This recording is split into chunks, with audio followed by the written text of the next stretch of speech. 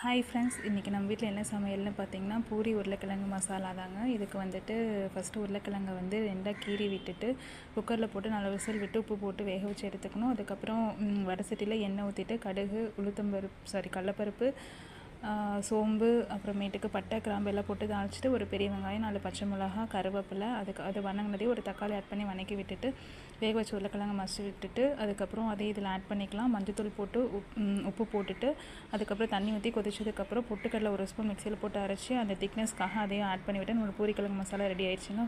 பூரி நல்லா உப்புன்னு புதுசுன்னு வரத்துக்கு ஒரு ஸ்பூன் ரவையை ஊற வச்சுட்டு ஒரு 10 நிமிஷம் ஊறினதுக்கப்புறம் மாவு பசைஞ்சு டைட்டாக பசைஞ்சிக்கணும். லூஸாக பசைஞ்சு எண்ணெய் இழுக்குங்க. நம்ம நல்லா சூடான எண்ணெயில் நல்லா போட்டோம்னா நல்லா பூரி நல்லா உஃப்னு எந்திரிச்சு மேலே வரும். ட்ரை பண்ணி பாருங்கள். என்னோடய வீடியோஸ்லாம் பிடிச்சிருந்ததுன்னா மோனிஸ் கிச்சன் வந்து சப்ஸ்கிரைப் பண்ணிக்கோங்க. இது இன்றைக்கி நம்ம வீட்டில் பிரேக்ஃபாஸ்ட் பூரி வித் உருளைக்கிழங்கு